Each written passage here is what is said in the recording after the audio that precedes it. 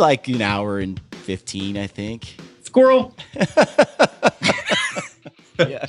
And I have sniffed so much Yeti that my head immediately became shaped for a flat brim. When did you know you really liked Cameron? We became buddies like immediately. Like Once right we off the became bat? Friends. Yeah. Well, I had him on my podcast. It's the first time I met him, and he brought me a Hoyt bow. So how could I not love him? I did.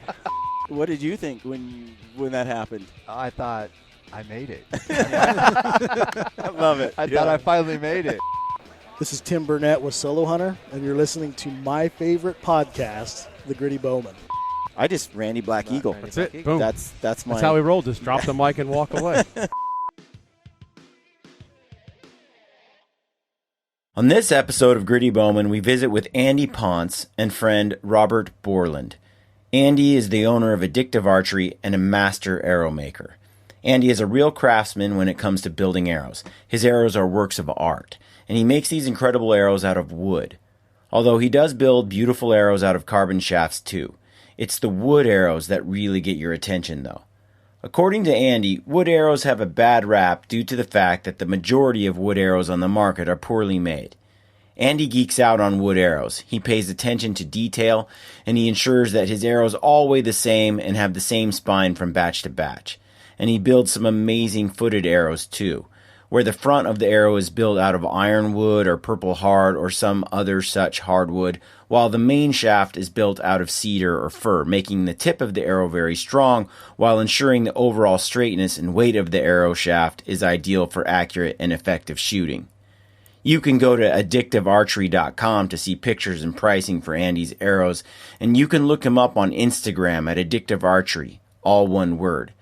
Whether you shoot compound and want some sweet custom carbon arrows for your rig, or you shoot traditional and want the creme de la creme of wood arrows, give Andy Ponce a jingle and get yourself some. All right, folks, welcome to the Gritty Bowmen podcast.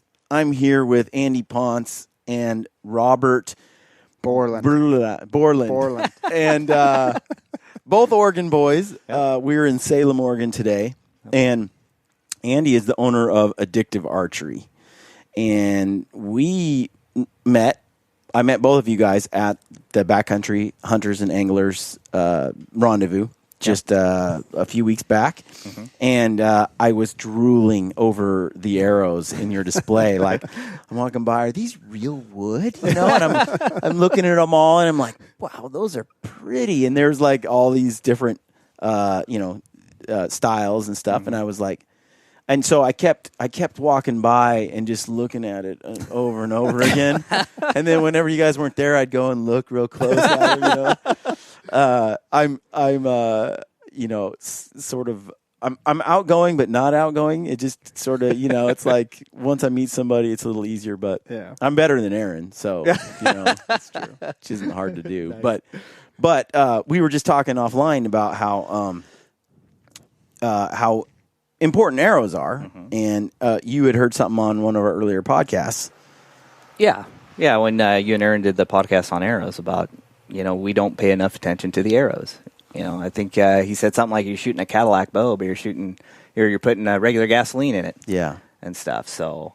So then I called Aaron after I met you guys and hung out and saw your arrows, and I said, hey, Aaron, dude, Andy creates these awesome arrows. They're gorgeous. I mean, they're just cool. All these different designs. Real artist and stuff. And they're wood. Oh, dude, don't shoot wood arrows. First thing. Oh, dude, don't shoot. Gotta be don't shoot wood arrows. Gotta be real gritty to shoot a wood arrow. That's for sure. And ironically, the first thing I said to you, like one of the first things when we started talking at BHA was, well, that's cool, but they're wood. That's the only problem because, they don't, none of them will shoot straight.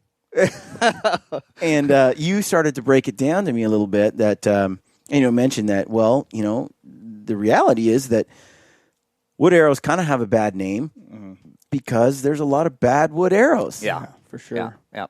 So that's what I want to talk a little bit about today is, how these arrows are, how they're different, how you do it, what makes a good arrow, a good wood arrow, and what are the common things that, why do wood arrows have a bad name? What makes them better, and how do they compare to, for example, a carbon shaft?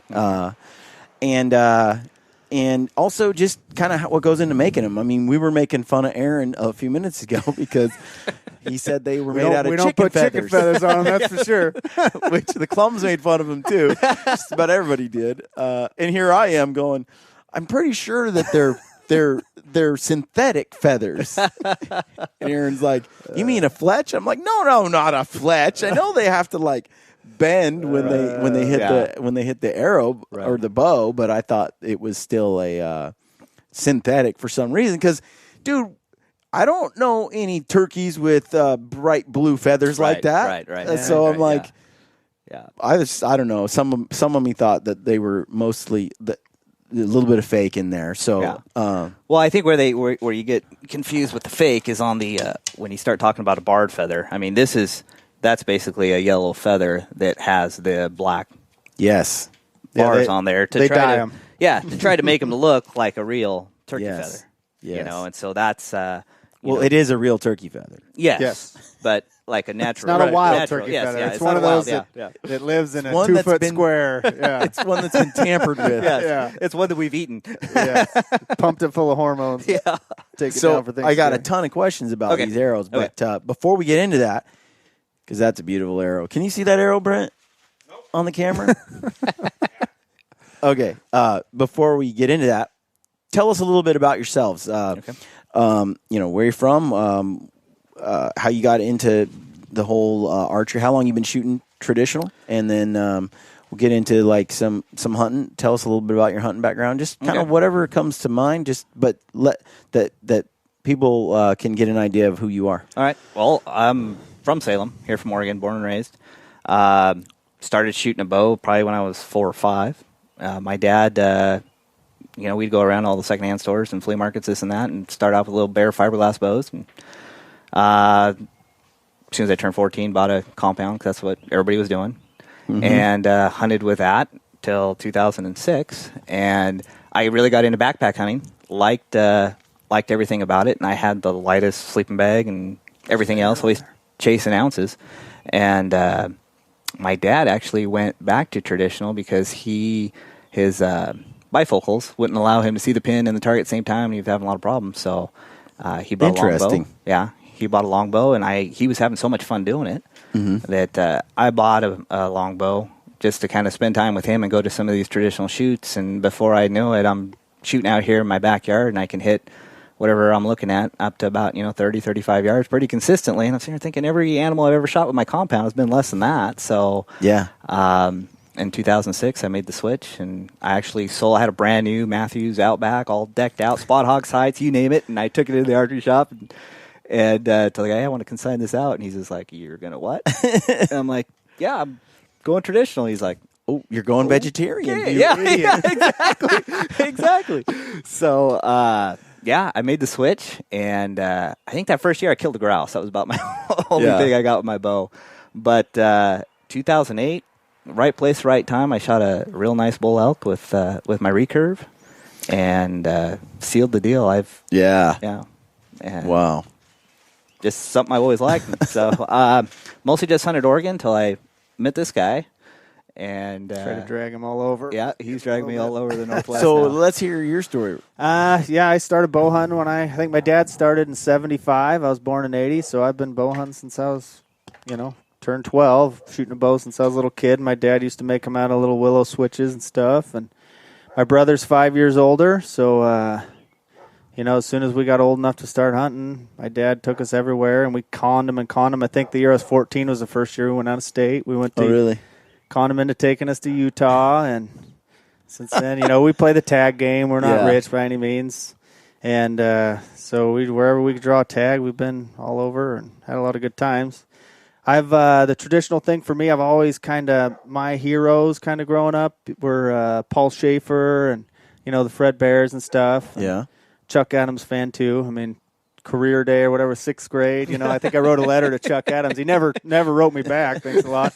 But, that kind of thing. My family's kind of always been old school. My dad and brother, they shoot compounds, and they still shoot fingers and stuff, though. So I started, I think the first year I hunted with elk hunted with one was 97 or 98 in Idaho, and didn't get anything. So for me, it was I switched back and forth. I mean, I got to kill stuff too, right? Yeah. So, and for me, it was a longer. I didn't know anybody that was a traditional guy. I didn't know Andy and those guys yet. So I was just learning it all on my own, and it was a long road for me. And I've had a lot of shoulder problems over the years. So I'd shoot recurve back and forth, and pretty much since 08 or so, I did about a 5 or 6 year run there where I was all traditional, and then my shoulder started acting up again. So the last year or two I've been switching back and forth. But yeah, man, once it happens with the recurve, and I consistently killed stuff all those years, and if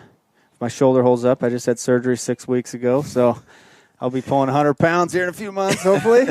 Ready to roll again, ready to kill stuff. So that's my story. Yeah. Where did the shoulder problems come from? I think it was baseball. I had a slap tear in my labrum, so that's what the doc probably figured it was from. And I did a lot of plumbing. I was a plumber still kind of am, did a lot of overhead work for 10, 12 years. That didn't help it, so I grew some gnarly bone spurs in there. They kept telling me it was tendonitis, and because I hear things, people are like, "Oh, he shoots traditional bow, and that's what."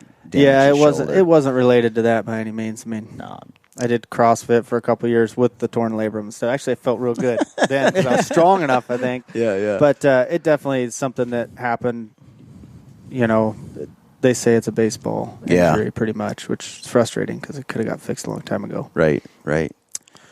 Well, Andy, how did you get started into addictive archery?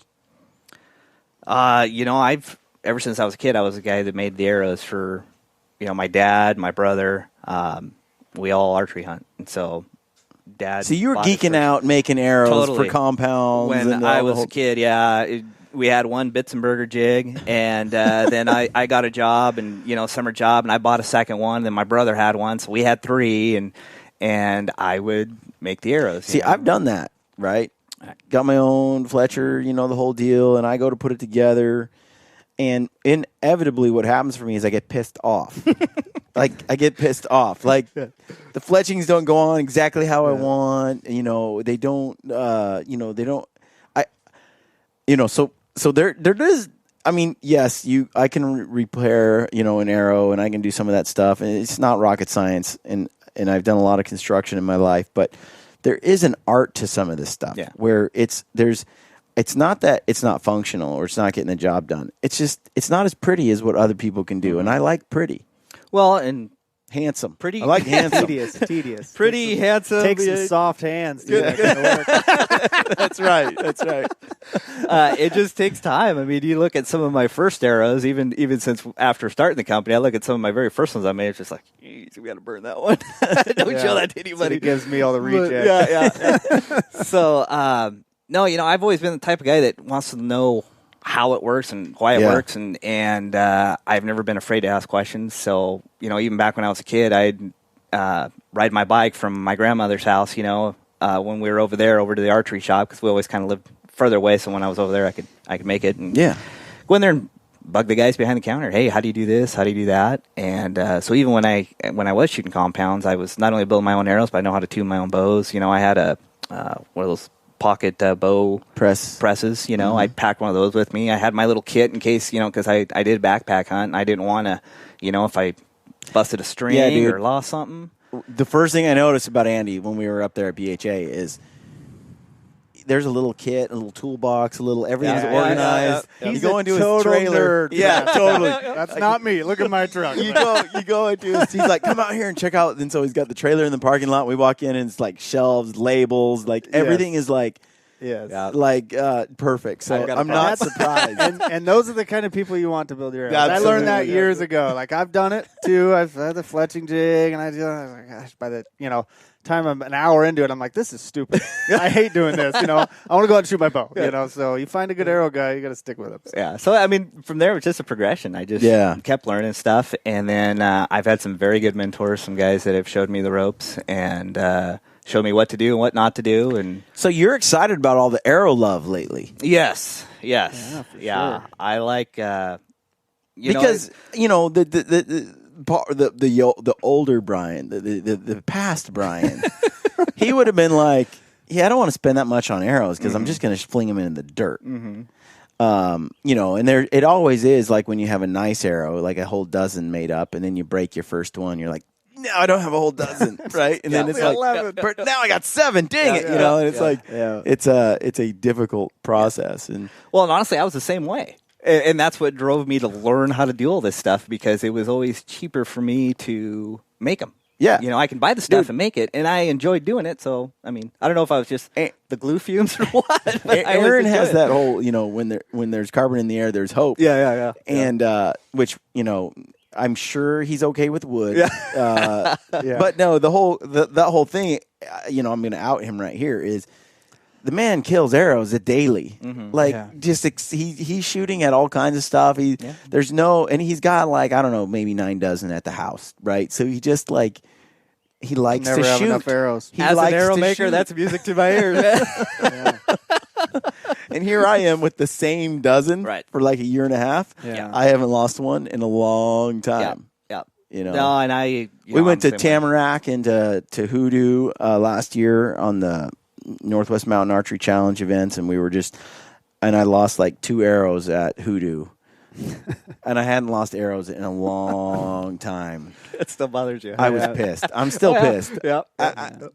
And I still don't know exactly what happened. You're one of those guys that is the never going to give it up looking for your arrow guy. I had a cousin like that. I mean, he would miss something, and you would spend half a day's hunt looking for his arrow. Like, come on, man, it's all right. They make more arrows. Let's go. I got to find it. There's only 30 days in the season. We got to move. Yeah. Come on. Yes, I'm that guy. Yeah. But but the last couple of years, I've been buying 2 dozen instead of 1. Mm-hmm. Just biting it, and then it's for some reason when I know I have that inventory, I'm not as stressed you're out. Better off. Yeah, and I don't know why I feel like I need 20 arrows, but I just feel better knowing they're there. That's like quivers, man. I like to have a lot of arrows. They make all these quivers. Oh, it's got 3 arrows. Like, what good's that gonna do me? What happened to the old arrow? Like when I was a kid, I had like 12 arrow quivers. Aaron goes Winchester all the time, and so you need a whole slew of them. Yeah. Well, shooting this stuff's fun. That's why we're out there, right? Yeah. Go out there and loose an arrow. So, I'm looking around at these arrows, and just a tangent, just going off on what is, see how those arrows have the fletch cut differently than those that are rounded? Yeah. What do you call that? They're just different shapes. So this is a shield cut. Shield cut. Yep. And they come in different sizes. So it looks kind of like 4 inch, a shield. 5 inch. Yeah. Like cut in half. Like split down the middle. Yeah, actually, if you look at it that way, it does. Yeah. That's how I'm thinking. They're the more traditional looking ones. So that's more cooler. Like medieval looking to me.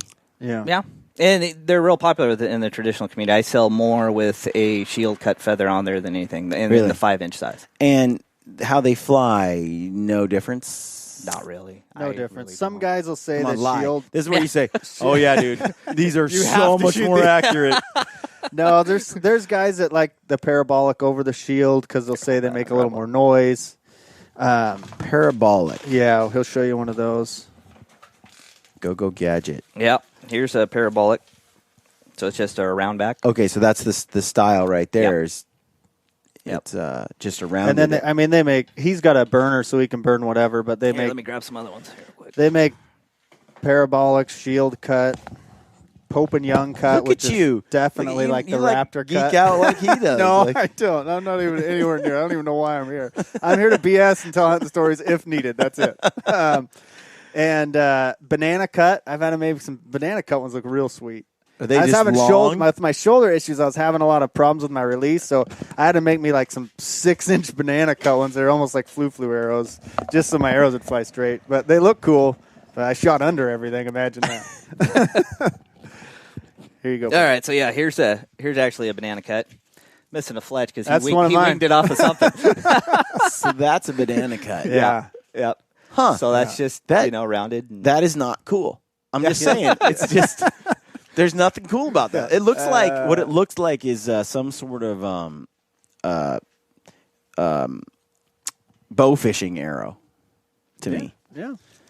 But yeah, not very cool. And then this is a That's flu full length. That's just full length feather on there. And this is actually the way I do them up before I burn them.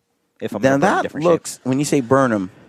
So I have a feather burner. That we'll have to get some photos of that. But there's a hot wire that is on there, and you stick it in the jig, and as you turn it, it'll burn different shapes. On Really? There. And the And so it possibilities are endless because it's just a. so you put the big feather on there and it just cuts it down to the right size. Yep. Burns it to whatever shape you want, and So you're not out there with a little pair of scissors like no, you can do that. You can tape them up and cut them with what I do. scissors. But yeah. That's what amateurs do. Okay, so you can't. I mean, that doesn't look like it'd fly well. What's that? The flu thing. Well, no, the flu is for like aerial targets. You're right; it doesn't fly very well. It Flies good for about 30 yards. Yes. Then Yeah, that's what I meant. Then it slows way down. So if you're shooting up in the air, Yeah, you won't lose all your arrows. Right. Be good for you. I see. Yeah. So like if you're shooting at a aerial target, you're going to try to shoot a then your bird arrow out of the doesn't air. go set Doesn't 100 go yards miles. into the woods. Yeah. Yep, because those feathers will slow it down and they fall out of the air. And flu's like a technical name?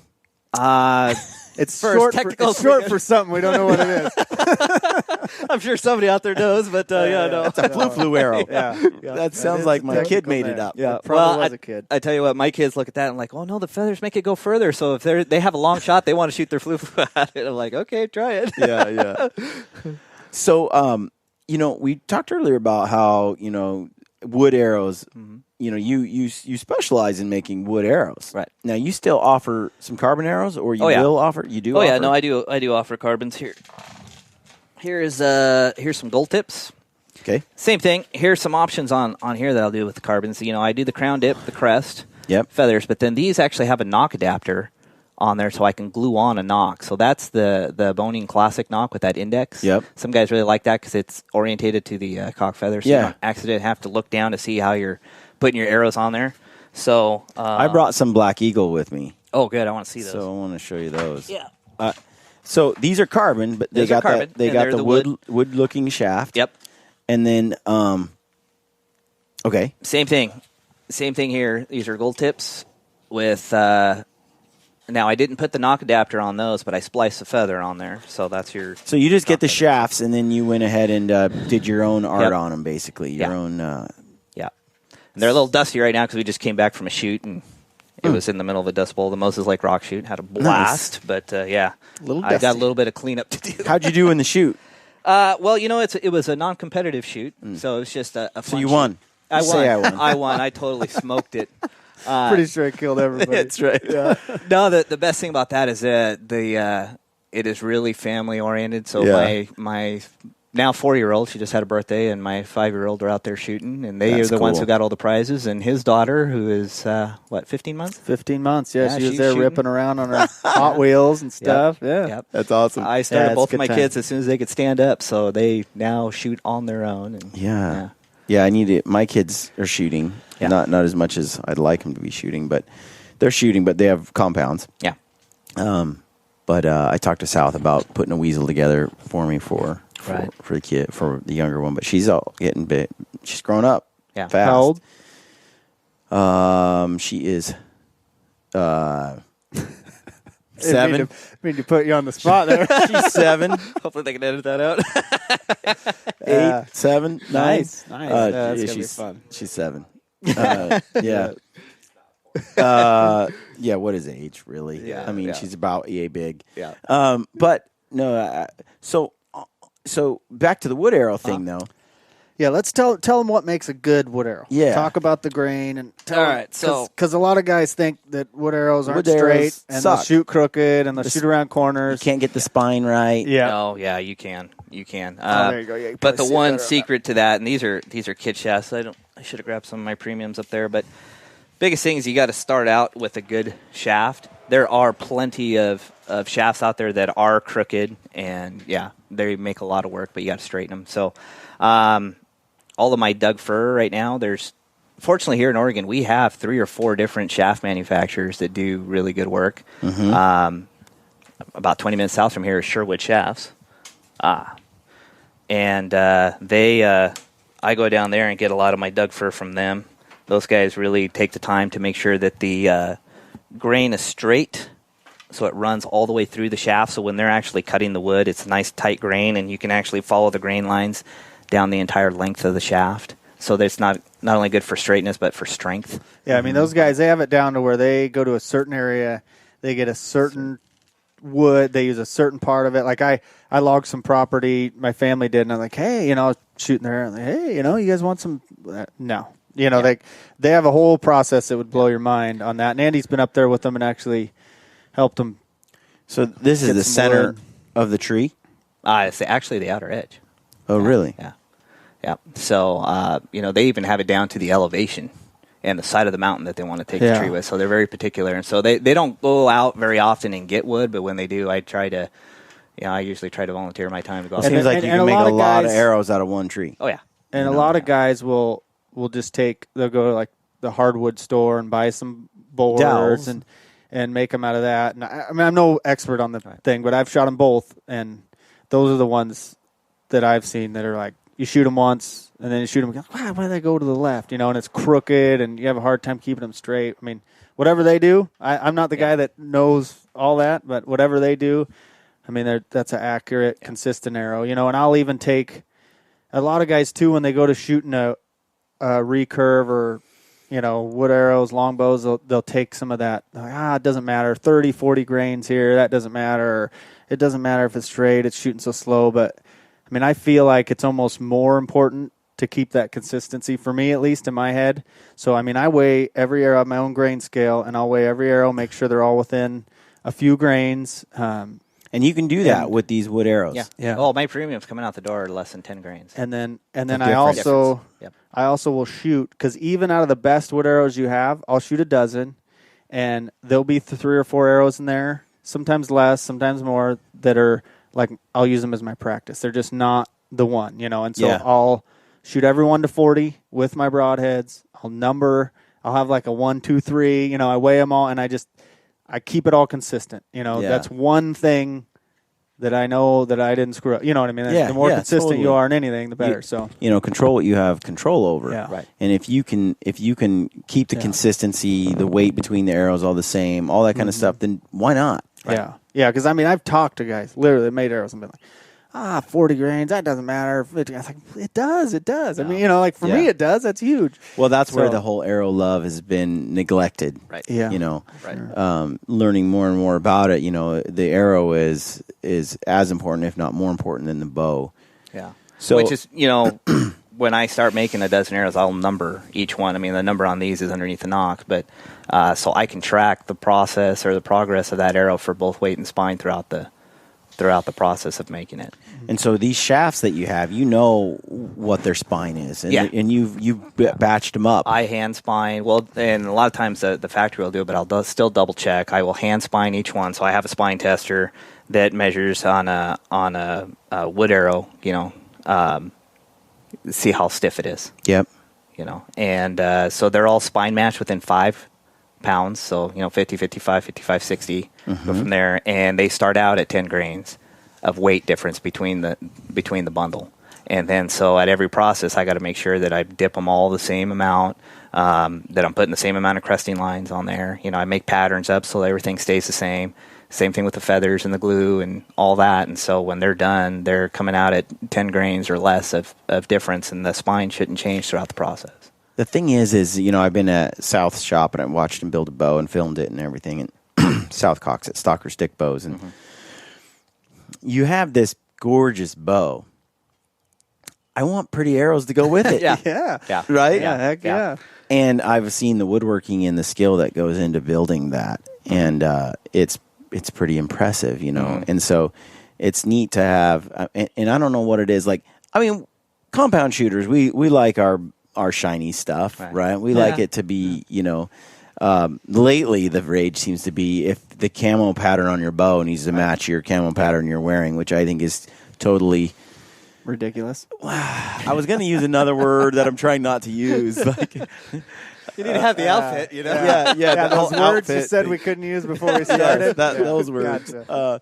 But it's like, but still, like, one thing that draws me to traditional archery hunting is the real wood material. Mm-hmm. You know, like South talked about. He's like, when I carry a compound, it's cool. It's like a high-tech piece of machinery. Mm-hmm. It's neat. It's like a sports car. You put your hand on a bow, and it's like you have something with a soul. Like it's real wood. Right. This is something that's like from the earth. You know, it's a different feeling. Yeah. It is. And to have arrows, you know, that are also made out of wood and are artistic to the level that they match the bow, it's pretty cool. What's neat about it is it's also functional, right? Mm-hmm. You can hunt and kill an animal with Absolutely. it. You can feed your family. You can, you know, it's but at the same time, I would be worried about breaking them and breaking my bow. Yeah. Like I get a stick bow out and I'm like, you know, I'm just pulling. I'm like, how durable is this gorgeous piece of Right. woodwork? Right? Yeah, the bows you're not gonna. They're not gonna tough. break them. They're way tougher. You're- You yeah. know, I mean, if You're you're gonna have building, to if you're building a neglect it. self bow, I mean, you might They worry might a little break. bit, Yeah. you know, but they're all backed with fiberglass. I mean, and stuff. yeah, the worst thing you can do with the bows like South Bills, you know, or a lot of the other companies is string it up and then put it in a hot car, yeah. you know. Or And- you're freezing, you're getting back in the truck, you know, from a hunt Yeah. or whatever, and you drive back to camp, and you got it jammed in the front of your Toyota, and you got the heat cranked on high to warm up your feet, you know, and your bow's down there, stuff like that. But Not that we've ever for done the that. most part, they're indestructible. And pretty so much. that cold to hot can make it blow up or It twists the twist it? limbs. Yeah. It Oh, kind of okay. you know, it's Right. all glued together, so Right. it'll kind of delaminate. Got it. and the Got real it. hot car will release the glue and Yeah, screw yeah, 'em yeah. up and Makes stuff. sense. And so I mean, you talk to every bowyer, they'll tell you yeah. don't string it and stick it in your car. Heat's bad news. Yeah, and especially as hot as it can get in there. But And the arrows too. yeah, I mean, Sure. so yeah, the other option I do on the wood arrows is we can foot them. So that was fascinating. Yeah. Okay, so so this is just ridiculous, by the way. Here you go. The I don't know if you can see that, Brent.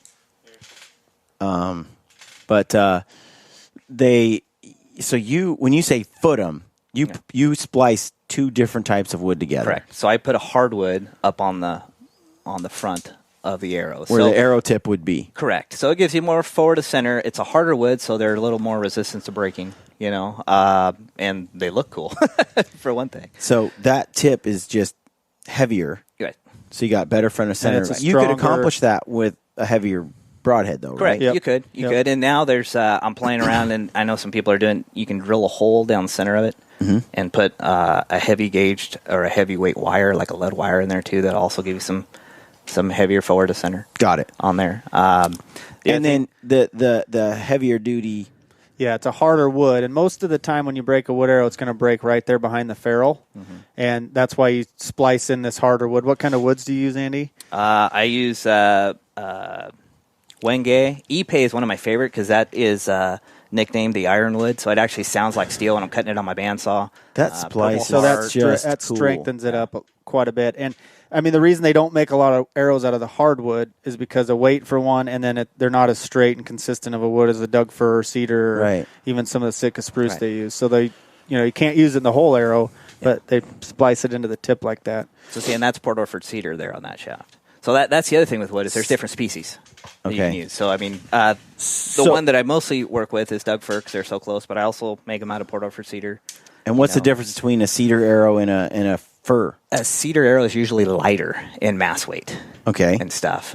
Doug fir is heavier. Okay. And then the Doug fir, because of the you can see the grains. Yeah. You can see the lines in a lot easier than you can on the cedar. So are they a little more desirable? I don't know. There's some people that are just You Port know- Orford cedar's been around for a long time. Yeah, it's been around a long and- time. They used to be a lot more available. It's Right. hard to find good cedar now Yeah. because of the shut down the logging of all the cedar forest. So it's easier to find, I think, good quality Doug fir. I think that's why you Yeah. see it less. Yeah. But a lot of guys they love the cedar, because it's a You little can still lighter. get it. I mean, there's this feels really light. right. It just seems like, you got to put some heavier Right. something there. Yeah. Well, and like even myself, I shoot a 160 grain tip on there, so you do start adding a lot more weight. And I got a lot of customers that will put a 200 grain broadhead on the front of that, so they can really get some high FOC. The other way we get FOC is I tail taper the back end. So see, this is an 1130 or 23/64 shaft all the way through. Well, I have a sander that on the last 9 inches will start to taper it down to 5/16, so I'm reducing the amount of material at the end of the arrow. Again, increases FOC, doesn't affect the spine, and has less material in the back of the arrow for the feathers to straighten out. When you're shoot the bow. From Paradox. So that sounds genius, actually. I'm not the one of that yourself. No. Like I said, a lot of this stuff I've learned because I've had good mentors. He doesn't lie when he needs to. I came up with this. That's awesome. Do you have a unglued? At the wood shop, I do. Okay. Yeah, I don't have one here. We can probably splice that in. Yeah. Because I saw that conceptually, it's a lot easier to see to see the two fit together like a puzzle. Yeah. But basically, you've put a crown on each end, and you slide two shafts together. And they do work. Actually, you know what? I just thought of something. Let me grab an arrow right here. So, Robert, you've actually killed. Yes, I've actually killed animals with wood arrows. Yes, and it's a good thing. Yeah, for sure. I've killed I think I've killed 3 or 4 blacktails, pretty nice mule deer, antelope. Yeah. And how would you say these shoot compared to a carbon arrow? You're not going to notice a difference. I mean, like I said, if you keep it all consistent. If you have a good wood arrow, you're saying you're not seeing a difference between a good wood arrow and a good carbon arrow. No. What about in durability? Durability, carbon's probably a lot stronger. A little stronger, especially if you. If you're stump shooting with these, a lot of guys will foot them. That's most of my practice is that's what I do. I stump shoot. I do a lot of shed hunting and stuff with the wood arrows too. Yep. And so I just and they last surprisingly. We got a lot of good old rotten stumps around here. Yeah, right? True. So they last a long time. Might be a little sharp still. I mean, you'll break one here or there, but so a friend of mine, Rich Thompson, I have this picture here. Drew the Metolius tag this year, and I made him those. And so he gave me back the arrow that he actually shot his buck with. And so that arrow, dude, that is awesome. Isn't that awesome? Check this out, Brent. Put that in front of the camera. Like I said, one of my mentors, that has showed me the ropes on different things with traditional archery and stuff. What kind of broadhead is this? That is an Eclipse, I believe. Let me look at that. Yeah, it's an Eclipse. They're out of Idaho.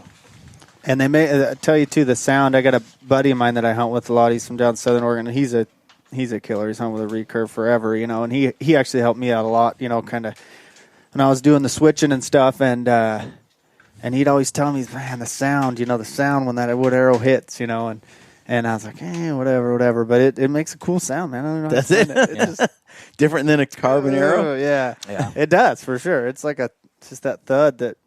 Man, it's awesome. So this passed through a deer, but did the Fletchkins go in? It wasn't a complete pass through. Yeah. So what's this tuft back here? So that's a fur tracer, and Rich puts those on his arrows so that he can see them. Yep. A lot of that just for looks. You look at a lot of it, like you watch hunting mule deer in open country back in the 80s and stuff. I mean, everybody used. I'd like you to rig this up for me, something like this, but I want a lighted knock on the back. There you go. Yeah, now they're legal. Why not? Why not? I mean, that's how I roll. Modern day fur tracer. Yeah, for sure. The one thing I did play around with is I've put glow in the dark paint in the crown.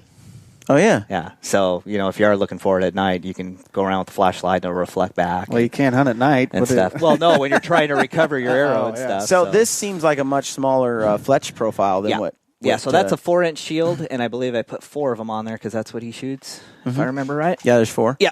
Yeah, so that's what he prefers. And so that's one of the things I try to do as a custom shop is what build them how people want them. Yep, exactly. Made to order. He wanted just a simple orange and black crest on it and all white so that he can see it. Cool. And, yeah. So 4 Fletch versus 3. Uh-huh. What's your take on that? You know, I've shot them both. It doesn't really matter. You know, you think about it, if you put 3 5-inch feathers, you got 15 inch of feather there on the back, and you usually put 4 4-inch, you got 16 inches, so maybe a little bit more to steer. A lot of guys like them for they don't have to necessarily look down, you know, to knock their arrow. Yeah. It doesn't matter which way you shoot it. You're going to have, it's the same profile going through. You know, they're set at a 90 degree. So earlier we were talking about those raw turkey feathers, those unmolested ones. Yeah. And then you have these that have been cut and dyed. Right. So on those turkey feathers, how did there was that whole talk that Aaron and I had where there's a little where he thought they were chicken feathers, but they get water on them, and the wild ones can shed water or no? Or? Yes and no. I mean, birds have a natural oil in there. That's going to help with some of that. Once that bird's dead, how long? Goose feathers work the best for that. I actually killed a nice buck in Nevada a couple years ago on a late hunt, and I got a bunch of goose feathers from a buddy of mine and whittled them all down. They have a lot more of the natural oil because they live in the water, you know. Yeah. And so, but they're harder to make. You can only get kind of one maybe out of. You know. But, you know, the turkey feathers are still going to mat down. No feather I've ever found is waterproof. And I've tried all the waterproofing, too, from the feather dry to the spray to I've even used like a tire wet that you put on your That feather dry, wheels. though, we getting... Yeah, we get arguments about this all the time. But that feather dry stuff works pretty darn good for me. But what I do is I know it sounds ridiculous, but I actually take, and I learned this from my buddy Dan, because I blacktail hunted pretty hard there for 10 years, you know, and so it's raining or snowing every day I'm out there. And so I would take a Ziploc bag, slide it over my arrows, and then put a little bit of that feather dry in there. Yeah. And you kind of got to rub it into the feathers, you know, and you're kind of good to go. Keep one arrow out, you know. There's a couple times where it bit me in a tree stand, you know, where I think one year is opening morning, and I hiked about a mile up to this tree stand, and it's sitting there, and it's just pouring down rain. So I got the bag over him, and he actually makes a really nice fletch cover that I'm going to try this year. That he sewed some waterproof stuff into the fleece so it's quiet. And so opening morning, just pouring down rain. It's just getting light. I'm in the big timber, so it's real dark, you know, and it's just getting light enough. And I thought I heard something. And I look down, and here's a nice 3-point, and he's just cruising, coming right under me. And I'm like, well, it's only a 3-point, but man, it's a nice one. And it's opening day, so I stand up, and I'm like, he's right under me. You know, I don't know how many yards that is. He's right there. So I pull back, and I shoot, and I'm looking for my arrow to be sticking out of him, and it didn't. He just walks off. I'm like, what? How is it possible I miss? So then I'm trying to get my next arrow out, right? And he's, you know. So that kind of, it's tricky, but it does work. And then on an elk hunt or something, you know, and I've hunted northwest Montana and the Panhandle and stuff, and it rains a ton there too. Yeah. But unless you're blacktail hunting, I have found you don't need to do the back. Like the feather dry alone will keep them dry enough. Because you usually don't get a torrential rain every day all the time. And I have grown accustomed to bringing an umbrella that I tie to the tree and sit under. That's genius. And it's kind of, because I run a camera. Yeah. Dude, it's kind of hard to beat, man. The rain hitting the umbrella doesn't... They don't care. Really? Doesn't even... They hear sound hitting trees and leaves, and it doesn't... True. There's not a... In fact, and you can throw a little felt over it if you want, and it'll just kind of muffle the sound, but... Yeah. No, I mean I can hear it hitting the umbrella, and they don't. Doesn't bother them at all. That's a great idea. Genius. I should try it, but no, I didn't find a fletching cover that I liked, and trying to keep my feathers dry was always a pain. So I started building them. So I make one with fleece. I line it with a waterproof liner, and even put a cord up on top so you can cinch it down when it's really raining. Yeah, you know the other advantage that I found is that my knocks don't get full of mud if I'm falling or tripping or anything else. My knocks stay clean. And you look way less stupid than having a Ziploc bag over your arrows marching through the woods too, probably. Well, that, you know, and if, you know, some of these animals, if they can see color, you can have real bright fletching colors, and yet they're covered in a camouflage bag. So they really flatten out pretty quickly, though, if they get wet. They can, yeah. I mean, it's not like they can... If you're out there and you hit a little thunderstorm or something, you know, and you're going to be all right. If you have an all-day rainer, you know, you got to... they're going to go flat. You're going to have some And that's problems. some of our favorite time to hunt is when it's just, it's yeah. If raining you live in Oregon, sideways. a lot of guys you can't know. wait for a sunny day to go hunting. You'll never get out. When Aaron brought that up, I was thinking, well, and he's hunting Kansas in a ground blind, and still they got wet enough, that he had a problem. Those chicken feathers are pretty soft. That's right. So chicken feathers, they can be a problem. Yeah. The other thing though is if you're tuned right, when you shoot, those feathers will splay out and they'll still seal your arrow. I mean, steer it. I remember seeing Fred Eichler when he was shooting that bear up in Alaska on his TV show.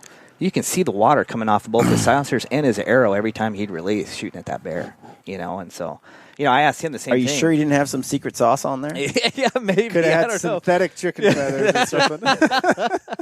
Okay, now we're making fun of me. Yeah, so I mean it. And I talked to him one time when he came to Oregon for a banquet we were having. That's what he said he does. He just puts a bag over it. Yeah. And then tries to walk with your feathers up so you don't have water running down your shaft and hitting them and stuff. And so it's definitely a concern with traditional gear, trying to keep your feathers dry. A lot of guys will shoot an elevated rest and shoot veins, maybe not necessarily with wood arrows because they're, but Paul Schaefer, I don't know if you've heard of him.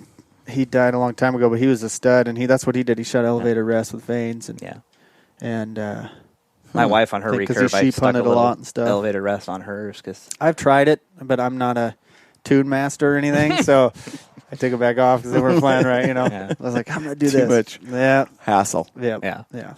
Interesting. So, no, that's definitely an option for late season and stuff. But if it can be done in the Blacktail Woods, it can be done. Yeah. Right? Yeah. So you got a whole ton of fletching rigs back here. Yeah. When you go to build how tough is it to build a hand set of those? It take you a while? Yeah, A dozen arrows? if it's weather dependent for me, I mean, obviously, if it's real high humidity, middle of winter, and it's not real warm in here, and even with the heaters, and I get a dehumidifier there behind you, try to control the humidity in here. Yeah. That extends your time because the first thing I do is I get the arrow, I get the raw shafts, and I will hand straighten or check them all for straightness. So I'm sighting down, I'm spinning them, and try to straighten them out with my hand. If there are a lot of other, there's a hook to straighten, there's a roller. And I've used them, but honestly, if I can't straighten them with my hand, I really don't want somebody to have them in their quiver. Yeah. Because if you're out in the woods, and that's one thing I do when I'm out there, I still just double check everything. You fall, or you set your bow down, or something like that. It's just something to do in your downtime. If you can't straighten it with your hand, you probably shouldn't have it out in the quiver. So you can straighten a wood arrow with your hand? Yeah. So I mean, you sight down, and of course this one's pretty straight, but I sight down the shaft, and I find where the bend is, and I'll just grab with my palm, and I'll just do that to it. And then let just it go like an and see if it aluminum. I don't know out. if you're Yeah. aluminum days, but you remember? I do remember. Yep. So I'll do that, and then I'll take it over to my sanding machine, and I'll put a knock taper and tip taper on there, and get that all ready to go. Cut them to size if I need to, and then I will come and I will make sure they're clean. I might have to sand them lightly just to clean them off. Make sure that they're clean. I'll dip them. Okay. Hang them up and let them dry. I usually try to at least let them hang overnight, if not for 24 hours. Yeah. And then that'll raise the grains on the wood shaft, so they'll be rough. So I'll take some steel wool or some sandpaper, smooth them back out again, and I'll dip them again. And then after that second dip, in between, I'm also checking to make sure they remain straight, because once you introduce some moisture, even with the oil finish, they might be crooked or something. So I'll straighten them back out again. And then I'll crest them. And if they need to be crown dipped, I'll crown dip them at that point, or sometimes I'll even do just a brush on acrylic, depending on the different looks that people want on there, and let the cresting dry, and then I'll dip over that, and all of mine get 4 coats. So check them for straightness in between, and then actually when I'm cresting them too, I can tell if they're straight. That's how you get the real fine cresting lines that I got on there. You got to have a straight arrow in order to do that. If it's sitting there rolling in the crester, you're not going to get straight lines and stuff. So. After they get 4 coats and they're dried, I stick them in the fletching jig and start putting feathers on there. And then after that, I'll put points on if they want that. Piece of cake. So, seriously, I just heard hours and hours. Yeah, exactly. I've done it, man. I've done it. I could actually spend all day out here if my wife and kids will let me. Yeah. And how do you come up with doing designs and ideas? And, you have so many different colors and looks. I mean, you geek out on like Totally. old Robin Hood photos. And Totally. like, No, with Instagram, I follow a lot of people on Instagram that make arrows. Oh, yeah. I have people. yeah, your Instagram page is cool. Yeah, thanks. I, get texts or emails. Guys will on my website. I follow other arrow makers out there, and just A lot of guys have their color, right? I don't know. Dude, if you, red and black. We got to Yeah. get some. Yeah, I need yeah, some. for sure. I need Yeah. some Gritty Bowmen. A lot of guys, you it's would easy. have you would have liked the set, so I donated a set to the rock shoot. As I'm pulling them out, this guy sees me and goes, "Hey, those are my arrows!" So he goes and puts a bunch of tickets in there for the raffle. Of course, I didn't win them. I think I had 3/4 of the tickets in the thing because you could see in the little bucket. I'm like, all right, I'll throw some in there.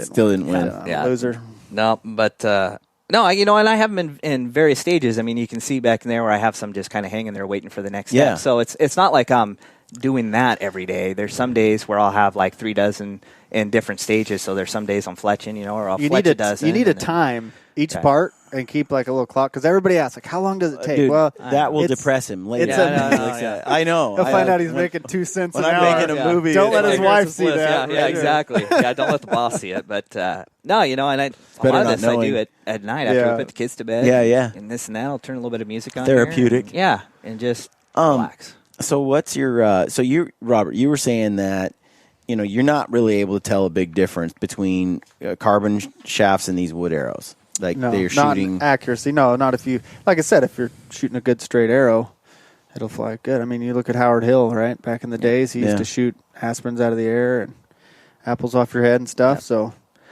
I think a lot of it too is what you define as accuracy. If you're punching paper, like in the winter, I usually shoot the indoor tournaments, and you're shooting the 300 round, and that line is what, a 1/16 of an inch, if that. I mean, that's where you might be able to tell some of the difference. But for hunting, I usually use like a dessert plate. If I can get them in there, or hit a pop can, I'm good to go. and you're not noticing much difference.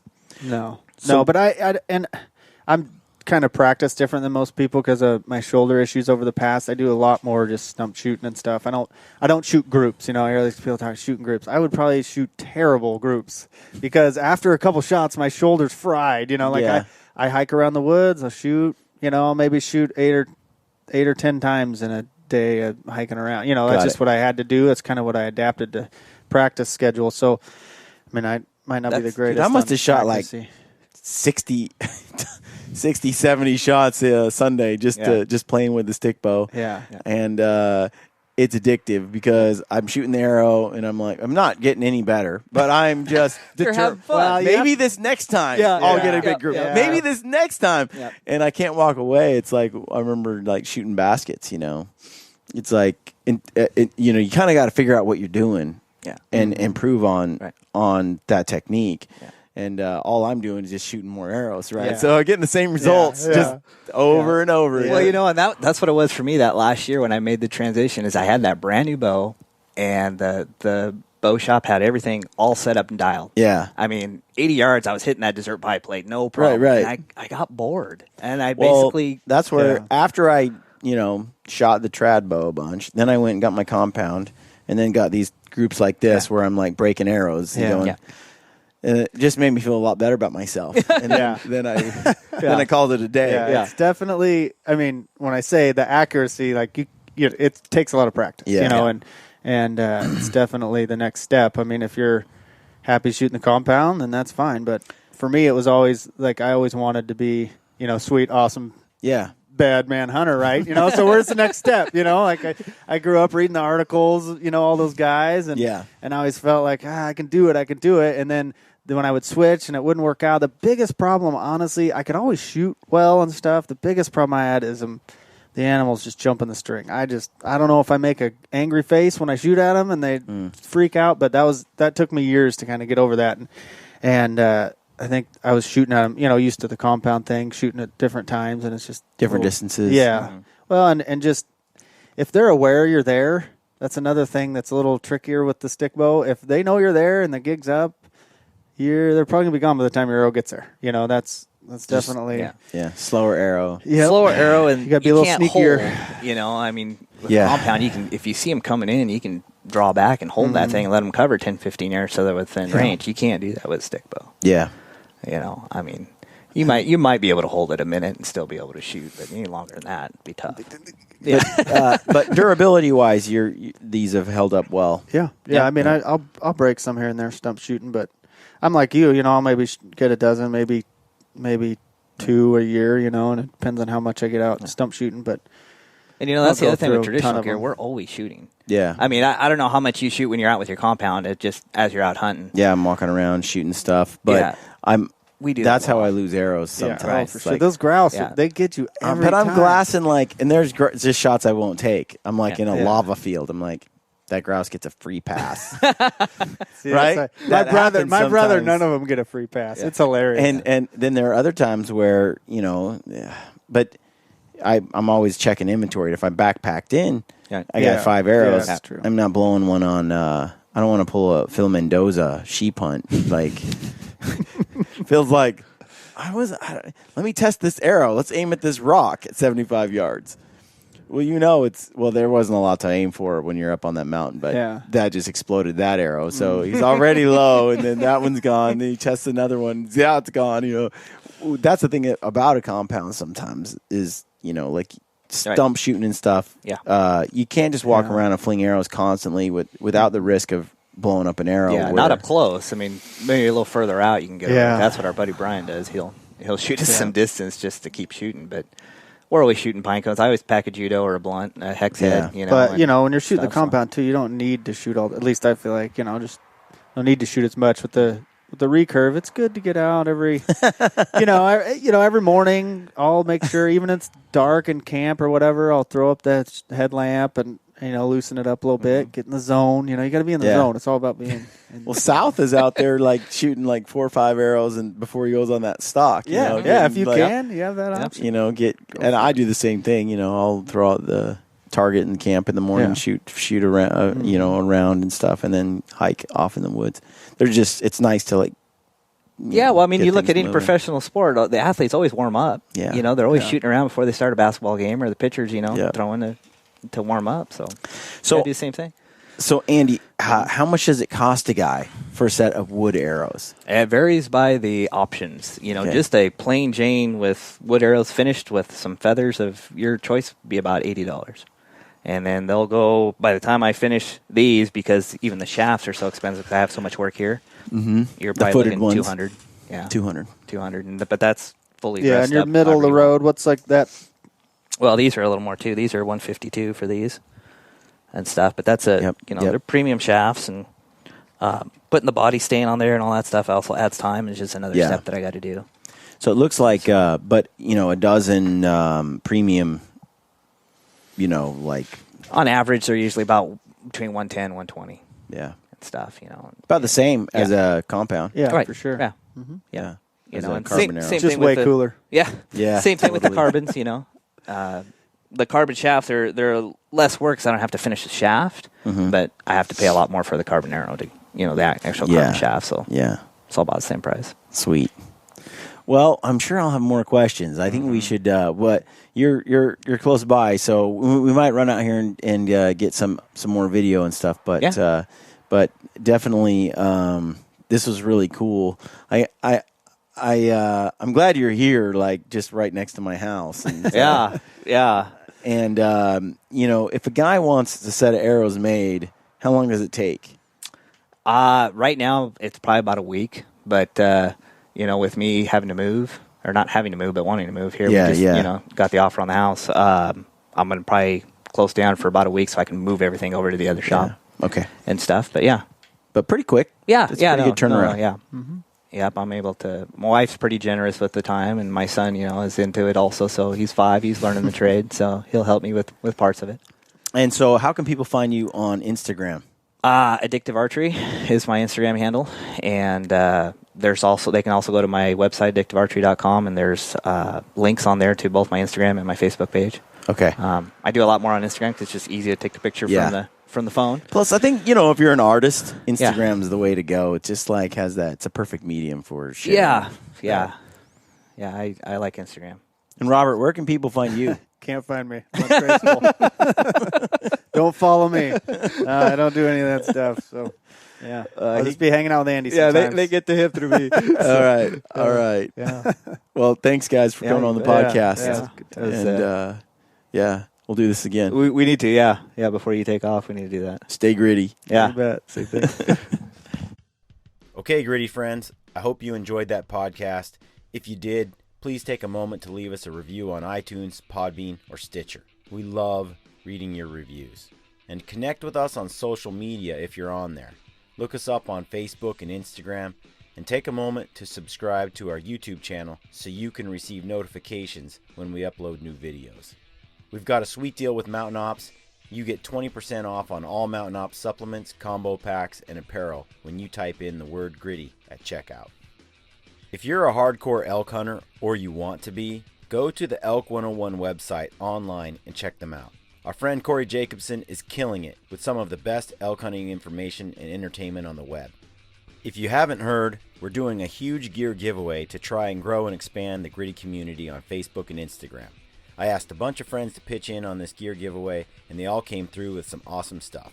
Our friends at Kafaru, Rockslide, First Light, Phelps Game Calls, One Shot Gear, Mountain Ops, Triple X Archery, Blacktail Outdoors, and Is It September Yet are pitching in some sweet gear for the giveaway. We'll announce all the details in the next few weeks. All you have to do to be entered to win is like our Gritty Bowmen Facebook page and follow us on Instagram. All right, friends, let me leave you with one other quote from Theodore Roosevelt, who said, "It behooves every man to remember that the work of the critic is of altogether secondary importance, and that, in the end, progress is accomplished by the man who does things." We all have a choice. We can be people who do things or people who criticize the work of others. It's pretty simple, really. Get out there and do your thing. Good luck on your hunts, and stay gritty.